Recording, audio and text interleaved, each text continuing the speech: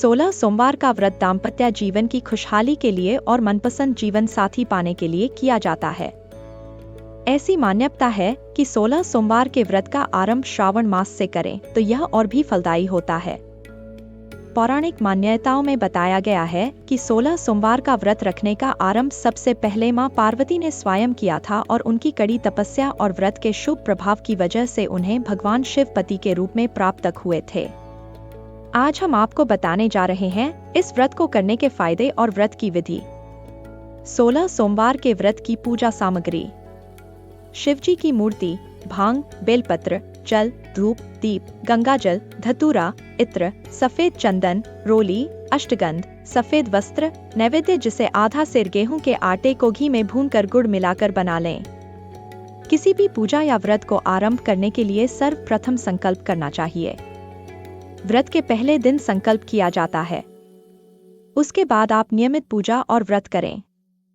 सबसे पहले हाथ में जल, अक्षत, पान का पत्ता, सुपारी और कुछ सिक्के लेकर संकल्प करें। सभी वस्तुएं भगवान शिव की मूर्ति के आगे समर्पित कर दें। ऐसे करें 16 सोमवार के व्रत की पूजा। हाथ में अक्षत तथा फूल लेकर दोनों हाथ जोड़ लें और भगवान शिव का आह्वान करें। हाथ में लिए हुए फूल और अक्षत शिव भगवान को समर्पित करें। सबसे पहले भगवान शिव पर जल चढ़ाएं। जल के बाद सफेद वस्त्र अर्पित करें। सफेद चंदन से भगवान को तिलक लगाएं एवं तिलक पर अक्षत लगाएं। सफेद पुष्प, धतूरा, बेलपत्र, भांग एवं पुष्पमाला अर्पित करें। अष्टगंध, धूप अर्पित कर दीप जलाएं। भगवान को भोग के रूप में ऋतुफल या बेल और नैवेद्य अर्पित करें। 16 सोमवार व्रत कथा विस्तार से। एक बार शिवजी और माता पार्वती मृत्यु लोक पर घूम रहे थे। घूमते घूमते वो विदर्भ देश के अमरावती नामक नगर में आए। उस नगर में एक सुंदर शिव मंदिर था, इसलिए महादेव जी पार्वती जी के साथ वहां रहने लग गए। एक दिन बातों बातों में पार्वती जी ने शिवजी को चौसर खेलने को कहा।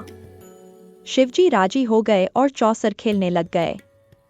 उसी समय मंदिर का पुजारी दैनिक आरती के लिए आया। पार्वती ने पुजारी से पूछा, बताओ हम दोनों में चौसर में कौन जीतेगा? वो पुजारी भगवान शिव का भक्त था और उसके मुंह से तुरंत निकल पड़ा, महादेव जी जीतेंगे।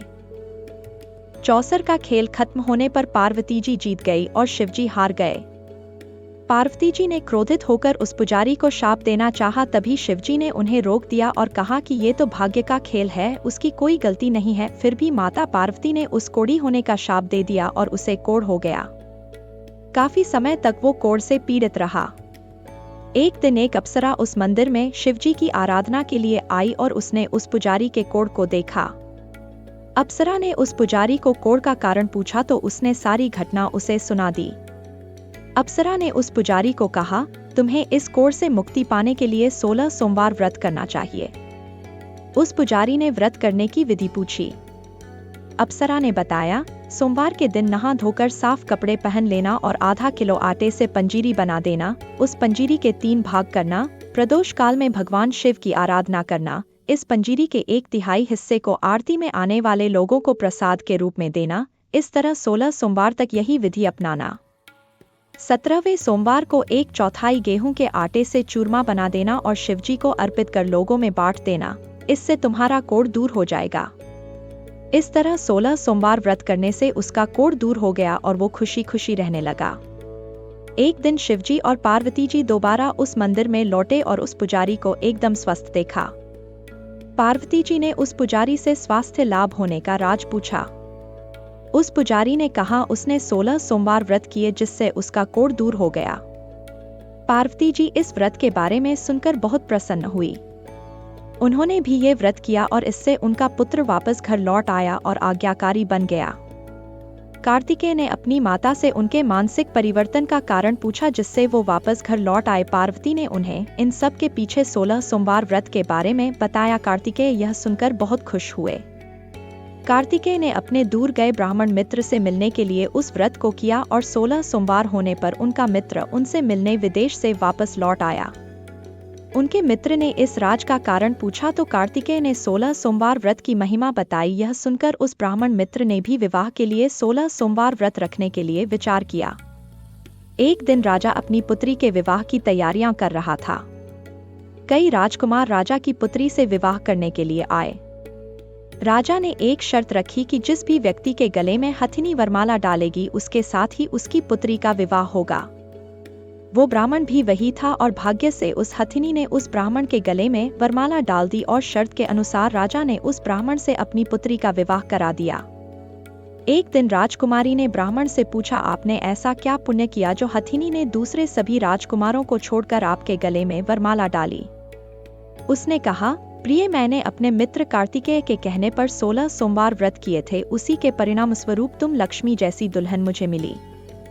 राजकुमारी यह सुनकर बहुत प्रभावित हुई और उसने भी पुत्र प्राप्ति के लिए 16 सोमवार व्रत रखा।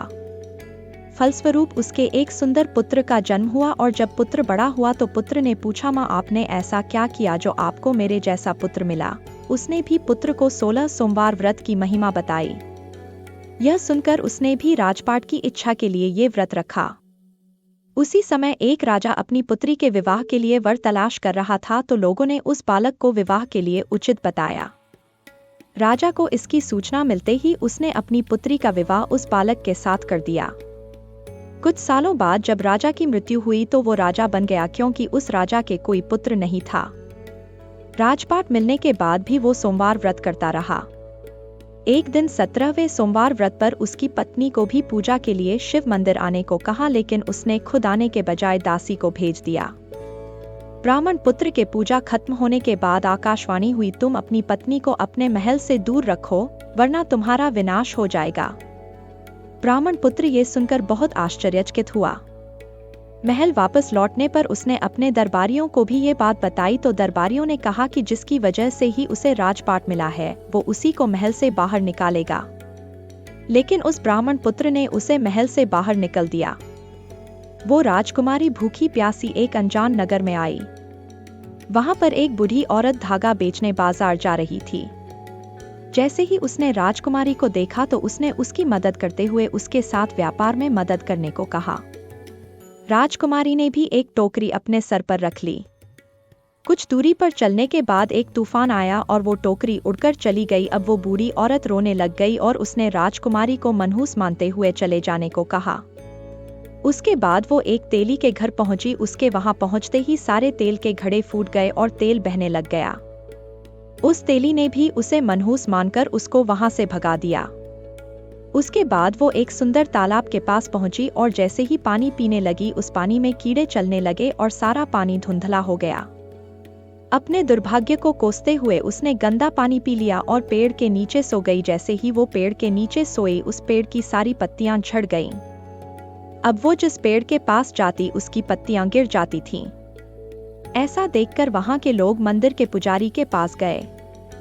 उस पुजारी ने उस राजकुमारी का दर्द समझते हुए उससे कहा, बेटी तुम मेरे परिवार के साथ रहो, मैं तुम्हें अपनी बेटी की तरह रखूंगा, तुम्हें मेरे आश्रम में कोई तकलीफ नहीं होगी। इस तरह वह आश्रम में रहने लग गई। अब वो जो भी खाना बनाती या पानी लाती उसमें कीड़े पड़ जाते। ऐसा देखकर वो पुजारी आश्चर्यचकित होकर उससे बोला, बेटी तुम पर ये कैसा कोप है जो तुम्हारी ऐसी हालत है? उसने वही शिव पूजा में ना जाने वाली कहानी सुनाई। उस पुजारी ने शिवजी की आराधना की और उसको 16 सोमवार व्रत करने को कहा जिससे उसे जरूर राहत मिलेगी। उसने 16 सोमवार व्रत किया और 17वें सोमवार पर ब्राह्मण पुत्र उसके बारे में सोचने लगा, वह कहाँ होगी, मुझे उसकी तलाश करनी चाहिए। इसलिए उसने अपने आदमी भेजकर अपनी पत्नी को ढूंढने को कहा। उसके आदमी ढूंढते ढूंढते उस पुजारी के घर पहुंच गए और उन्हें वहां राजकुमारी का पता चल गया। उन्होंने पुजारी से राजकुमारी को घर ले जाने को कहा, लेकिन पुजारी ने मना करते हुए कहा, अपने राजा को कहो कि खुद आकर इसे ले जाएं। राजा खुद वहां पर आया और राजकुमारी को वापस अपने महल लेकर आया। इस तरह जो भी यह 16 सोमवार व्रत करता है उसकी सभी मनोकामनाएं पूरी होती हैं।